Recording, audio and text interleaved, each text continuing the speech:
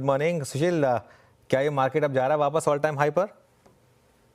जाएगा जरूर, पर उसके पहले एक बार फिर से तड़पाएगा, एक बार फिर से तरसाएगा। आकस्मिक करेक्शन आजकल के अंदर बनना शुरू हो जाएगा अचानक से। और ये ऑल टाइम हाई पे बाजार जाएगा कि नहीं, ये बात बड़ी संदेहास्पद दोबारा लगने लगेगी।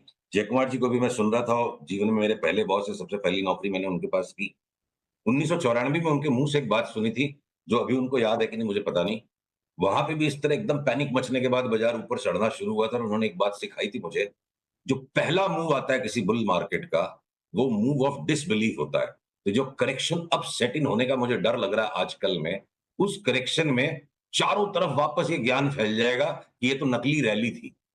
और उसके बाद अगर निफ्टी ने हायर बॉटम बना दिया 23,700-800 का, तो हम उसमें बड़ी तेजी का दांव दोबारा लगाएंगे। और बैंक निफ्टी की चार्ट अगर मैं आपको दिखा सकूं, देखिए 23,700 तक का तो पुल बैक बैंक निफ्टी में आ जाए, अगर किसी तरह चार्ट दिख रही है स्क्रीन पे, तो ये तो मतलब लगता है इतना तो करेक्शन होना मार्केट का जन्मसिद्ध अधिकार है भाई। घट बढ़ के ही बाजार चलेंगे। और साथ में बैंक निफ्टी की चार्ट आप देखो, अगर ये बैंक निफ्टी की चार्ट की आपको मैं एक सिंपल सिंपल एनालिसिस दूं, ये जो नीचे से मूव निकली है ना, यहाँ पे बैंक निफ्टी का बॉटम फाइनल नहीं लगता है। ये मुझे इर्रेगुलर ए, इर्रेगुलर बी और सी लगता है। कोई बड़ी बात नहीं है कि निफ्टी 23,700 के नीचे नहीं जाए, और बैंक निफ्टी क्या पता वापस 49,500 तक भी धक्का खा जाए। हो सकता है उतना धक्का नहीं भी खाए, और 51,000 एक एक तलहटी बनती है 51,000, 51,000 तोड़ देगा तो 49,500। एक करेक्शन वापस दिखता है बाजार में, जिसके बाद बहुत बड़ी चाल जो हमने बात करी थी शुरू हो चुकी है, वो रिज्यूम हो जाएगी। Okay. तो अब इसमें सवाल ये है कि फिर रिटेल क्या करे, मतलब इस करेक्शन के लिए पहले प्ले करे या फिर वो लार्जर टाइम फ्रेम में ऑल टाइम हाई के लिए प्ले करे, खासतौर से स्टॉक स्पेसिफिक? बढ़िया और बहुत खूबसूरत सवाल है अनुज। देखिए, बाजार में हर वक्त हर तरह के व्यक्ति के लिए अलग अलग सही चीजें हैं। मैं एक उदाहरण के साथ बात करूंगा आपके सवाल को एक्सप्लेन करने में। उसमें दो तीन तरह के स्टॉक्स पे बताऊंगा। जाइडस हेल्थ केयर, यानी जिसका नाम पहले कडिला होता था, जाइडस लाइफ साइंसेस, इसमें जो चार्ट पे नया ब्रेकआउट का पॉइंट आया है, अगर पीसीआर फिर से दोबारा प्लीज मेरी स्क्रीन को दिखाएं, तो बात चार्ट से अच्छी समझ में आएगी। ये जो ब्रेकआउट अब जाइडस में आया, रिवर्सल पैटर्न देकर हमें यहाँ से 75% तक की तेजी का कॉल हमने कल अपने क्लाइंट्स को एक्सप्लेन किया। तो ये लार्जर टाइम फ्रेम में 6 महीने के व्यू पे, 4 से 6 महीने के व्यू पे 75% की चाल वाले पैटर्न जहां ट्रिगर हो रहे हैं, irrespective of Nifty and bank Nifty के करेक्शन, हम इनमें बाइंग को कंटिन्यू करेंगे। पर अगर हमने ओएनजीसी में बड़ी तेजी लगती है, या ये जो फ्रेश ब्रेकआउट्स नहीं, ऑलरेडी एक चाल सर्टेन हो गई, उसके हम पुल बैक के इंतजार के लिए हाथ को रोक लेंगे, बाइंग को रोक लेंगे, जहां पे ऑलरेडी एक रैली आ चुकी है। तो शॉर्ट सेलिंग करने लायक कोई बहुत ही रेयर स्टॉक्स होंगे, और वो बहुत ही किसी रेयर प्राणी का काम है। एक और उदाहरण कृपया मुझे दिखाने दीजिए पीएनबी की इस चार्ट से।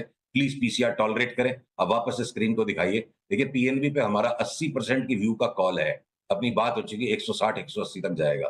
पर उसके पहले अगर ये 109-10 जाए बिना वापस 86 87 आ जाता है, और जिनका हाथ मंझा हुआ है और जो सारे दिन ट्रेडिंग करने के लिए क्वालिफाइड है, वो 20% की मंदी पीएनबी में खाने की कोशिश करे, तो वो ट्रेडिंग करने का मंदी का कॉल हो सकता है। मैक्सिमम लोगों को अब यहाँ पर जो इन्वेस्टर टाइप के लोग हैं, अगले पुलबैक में कोई इस तरह का पुलबैक आ जाता है, पीएनबी में 20% घट जाए, तो बोलूंगा दोनों हाथ से माल ले ले।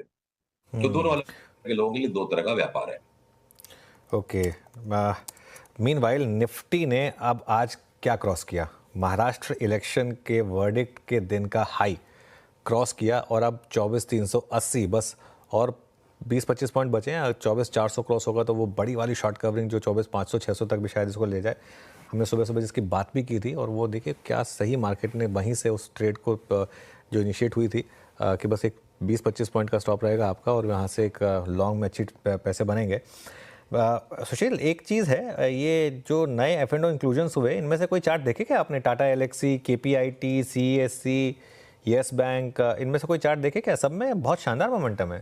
टाटा एलेक्सी और केपीआईटी, जिसको बिरला सॉफ्ट कहते हैं, इन दो पे हम बहुत ज्यादा बुलिश हैं।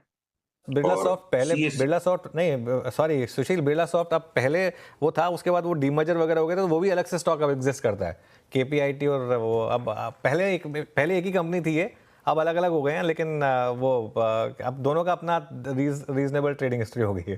दोनों थोड़ा कंफ्यूजन ना हो जाए इसके लिए। कंफ्यूज हूं मैं जब फ्यूचर्स करने की कोशिश करता हूं बिरला सॉफ्ट में, मुझे सौदा केपीआईटी में करना पड़ता है। हाँ, वो होगा। तो वो अगर अब जो भी है कहानी, पर जो भी भाव आ रहा है फ्यूचर्स का केपीआई टेक के नाम से, और है वो बिरला सॉफ्ट, हमें उसमें स्पर्ट लगता है बड़ा अगले 1 डेढ़ महीने में। और टाटा एलेक्सी तो मेरे को लगता है हम लेके बैठ जाएंगे, 3 साल तक बेचेंगे ये स्टॉक। क्या भाव ऊपर में बन जाएगा पता नहीं है। ओके, टाटा एलेक्सी 7100 पे। अच्छा सुशील जी, एक दो बास्केट और जहाँ पे अब स्ट्रेंथ दिखाई दे रही है, जरा प्लीज़ उस पर एक अपनी नज़र रखिएगा। मतलब नज़र क्या कहती है बताइएगा।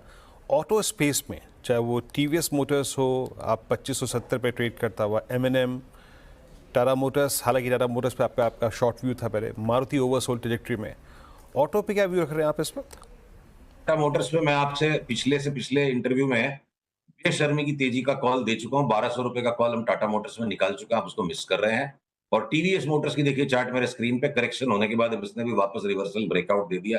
ये भी हो सकता है 3000 की तरफ चलना शुरू हो जाए। और महिंद्रा एंड महिंद्रा पे हम भयंकर बुलिशनेस के साथ काफी टाइम से बैठे हुए हैं। तो महिंद्रा एंड महिंद्रा जो भी करेक्शन आ जाए बाजार का, इसमें इसको बेचना ही नहीं है। तो अब ऑटो के ये तीनों स्टॉक्स के मेरे आंसर आपको मैंने दे दिए।